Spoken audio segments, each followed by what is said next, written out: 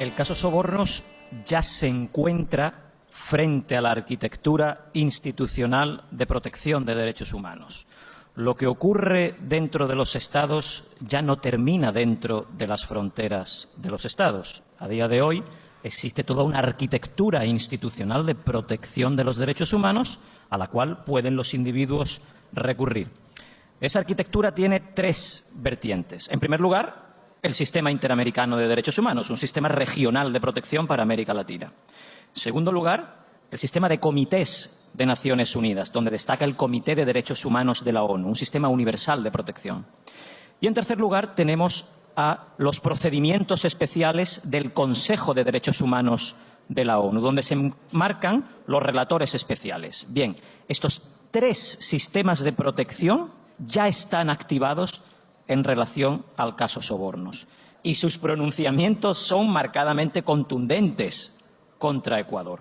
En primer lugar, hemos tenido pronunciamientos de la Comisión de Control de Ficheros de Interpol. Interpol es un mecanismo de cooperación policial que se basa en el principio de reconocimiento y confianza mutua entre Estados y el principio de reciprocidad. ¿Qué quiere decir eso? Quiere decir que cuando una autoridad judicial de un país tramita una orden internacional de detención, en principio, Interpol, basándose en el principio de confianza en las autoridades judiciales, lo tramita.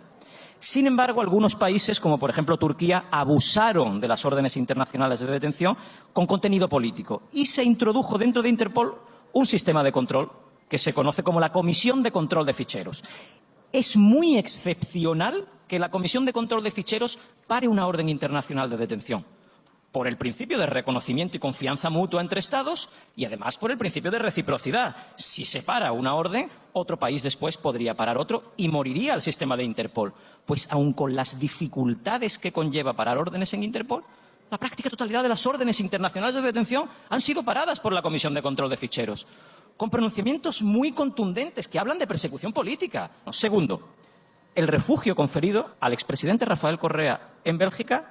Insisto, Bélgica no forma parte del eje del mal, ni es Corea del Norte, ni pertenece a la izquierda radical bolivariana. Y ha otorgado refugio político al expresidente Rafael Correa, entendiendo que sufre una persecución política desde esta jurisdicción. Y ese es un mecanismo de control horizontal entre Estados. La figura del asilo y el refugio surge como una figura en la que los Estados se controlan a sí mismos en el despliegue de persecuciones políticas.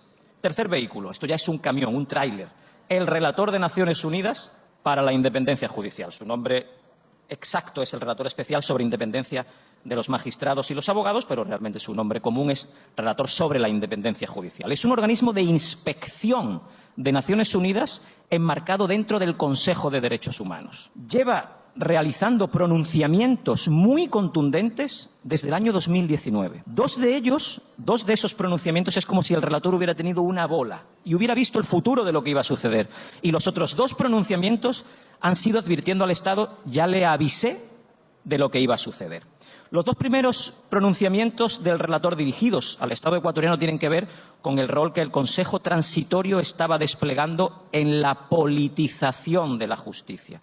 Esa reestructuración del Poder Judicial que se hace desde el Consejo Transitorio ya fue vista por el relator de Naciones Unidas como un anticipo de lo que iba a ser una estructura de persecución política. Y de hecho alertó al país. En su llamamiento de 18 de septiembre de 2019, el primero ya le dice al Estado que está preocupado por la situación del Poder Judicial en el país. Y le expresa su preocupación por el proceso de evaluación integral de las y los jueces y con jueces de la Corte Nacional de Justicia de la República de Ecuador, porque pudieran no ajustarse a los estándares internacionales.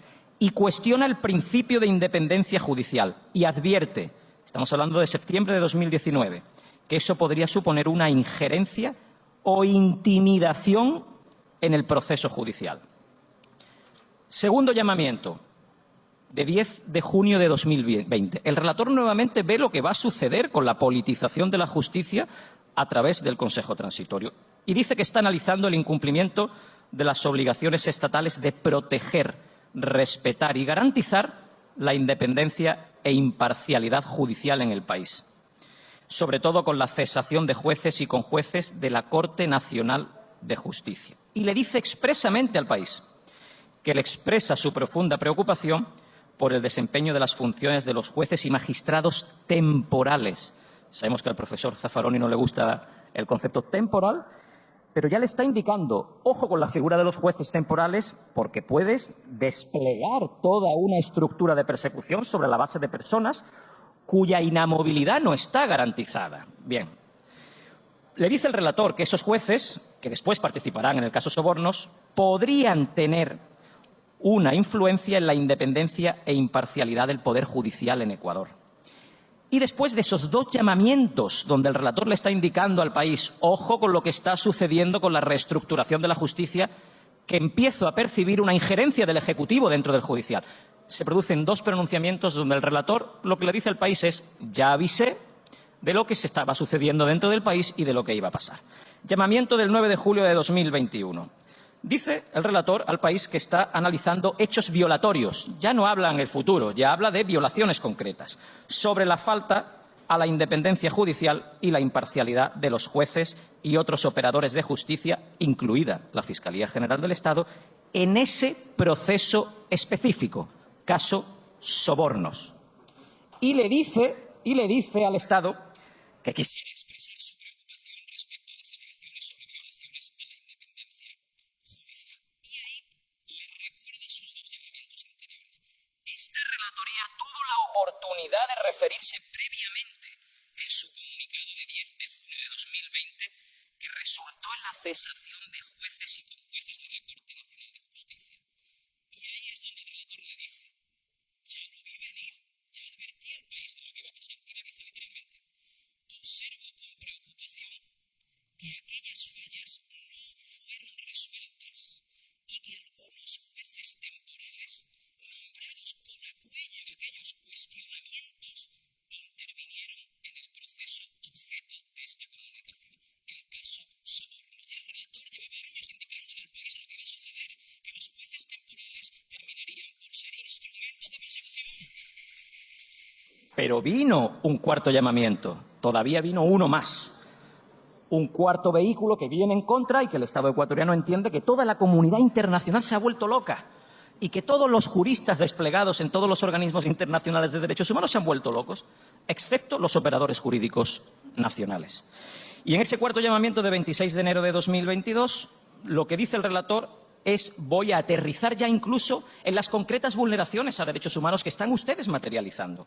Y le dice literalmente, entre otras, se negaron todas las pruebas solicitadas entre el 9 y el 29 de septiembre de 2019, especialmente la pericia grafoquímica de la antigüedad de la tinta sobre el papel del famoso cuaderno. Es decir, lo que le está diciendo el relator es paremos ya con esta ficción de proceso, porque ustedes están materializando vulneraciones a derechos humanos recogidos en tratados internacionales. Quisiera expresar preocupación respecto de las alegaciones que indicarían que en el caso mencionado se habría incurrido en vulneración al debido proceso. Son palabras lapidarias por parte de un inspector de la ONU, vulneración al debido proceso y al principio de tener los tiempos y medios para acceder a la prueba. 4 pronunciamientos de un inspector de Naciones Unidas alertando que el caso Sobornos ha sido una instrumentalización del Poder Ejecutivo sobre el Poder Judicial para condenar a todo un conjunto de autoridades de la oposición política y proscribir al expresidente Rafael Correa de concurrir a las elecciones que iba a concurrir o podría haber concurrido, ¿no? Después, la Comisión Interamericana de Derechos Humanos también se ha pronunciado, ha dictado medidas cautelares contra el Estado ecuatoriano, que por supuesto han sido desatendidas. El Comité de Derechos Humanos de la ONU también se ha activado ante denuncias presentadas por algunas de las personas involucradas en el caso Soborno. No queda ninguna instancia en la comunidad internacional de los derechos humanos que no se haya involucrado en este caso. Insisto, ya son 20, 30, 40 los vehículos que van en contra y todavía Ecuador no piensa que lo mejor quien vendría en contraria son las autoridades del país, ¿no? Y ya para cerrar, simplemente rápidamente analizar las concretas violaciones a los derechos humanos que se han materializado en el marco de este caso. Podríamos pensar que se ha materializado alguna violación atomizada, singular, concreta. No, el abanico de violaciones es enorme. Si pasamos el filtro del Pacto Internacional de Derechos Civiles y Políticos en su artículo 14, empezamos a materializar violaciones. La violación del derecho a ser juzgado por un tribunal independiente e imparcial, artículo 14.1 del Pacto. En primer lugar, falta de competencia de los jueces. No se tramitó el levantamiento de la inmunidad del expresidente Rafael Correa, no eran jueces competentes. Segundo, la falta de independencia de fiscales y jueces. Fiscales y jueces que vivían bajo la amenaza del Consejo Transitorio. He anotado aquí algunos de los pronunciamientos del por aquel entonces presidente del Consejo Transitorio, en referencia al expresidente Correa. Que no vuelva a Ecuador porque lo podrían arrastrar como Alfaro. Haré todo lo posible porque Rafael Correa vaya a la cárcel. O dirigido a los jueces temporales. Estáis bajo vigilancia. Esa es una justicia imparcial. La violación del derecho a la presunción de inocencia hasta que se demuestre la culpabilidad según la ley. Se orquestó una campaña mediática aparejada al caso Sobornos que hizo imposible preservar la presunción de inocencia. El relator de Naciones Unidas incluso habla de una obra de teatro financiada públicamente, justo cuando se estaba enjuiciando el caso Sobornos, en la cual se demonizaba a los acusados. Tercero, la violación de las garantías del acusado en los juicios penales. Artículo 14.3, en las siguientes formas. Primero, violación del derecho del acusado a disponer de tiempo y medios adecuados para preparar su defensa. Se negaron todos los medios de prueba. Los acusados no tuvieron acceso a ningún medio de prueba, entre ellos, por supuesto, el principio de contradicción con el famoso cuaderno, ¿no? Que se negó cualquier pericial que se pudiera hacer al famoso cuaderno. La violación del derecho de todos los acusados a estar presentes durante su juicio. Por ejemplo, el expresidente Rafael Correa fue juzgado en ausencia cuando los aeropuertos del mundo entero estaban cerrados y no habrían permitido su desplazamiento para ejercer su defensa. O la violación del derecho de los acusados a interrogar o hacer interrogar a los testigos de cargo. Dos testigos de cargo llegaron a un acuerdo con la Fiscalía, se sentaron frente a un tribunal, dieron su versión de los hechos y se negaron al principio de contradicción, se negaron a responder a las preguntas de las defensas de los otros acusados. Eso es un principio básico en los estándares internacionales de derechos humanos en relación a la contradicción de la prueba. D. La violación de la prohibición de la aplicación retroactiva de la ley penal, artículo 15 del Pacto. 25 años de inhabilitación fue la condena del expresidente Rafael Correa, de acuerdo al artículo 68 del Código Orgánico Penal, que se introdujo en el año 2018, cuando se enjuiciaban hechos del año 2012 a 2016. Y finalmente la violación de los derechos políticos reconocidos en el Pacto en el artículo 25, derecho al sufragio activo y pasivo, ya que de alguna forma se cercenó el sufragio activo de miles y miles de ecuatorianos cuya opción política era esa, además del derecho al sufragio pasivo también del expresidente Rafael Correa. Si piensan que ha sido extensa la explicación de vulneraciones, es porque la explicación de vulneraciones es enorme. Es enorme, no hay una concreta vulneración a un derecho del pacto. En el marco de la protección de derechos humanos encontramos casos donde hay una concreta violación, una violación tangencial, singular. El volumen de violaciones al debido proceso que atesora el caso Sobornos marcará un antes y un después, y este caso será conocido como un caso paradigmático del lawfare en el ámbito del derecho internacional de los derechos humanos. Muchas gracias.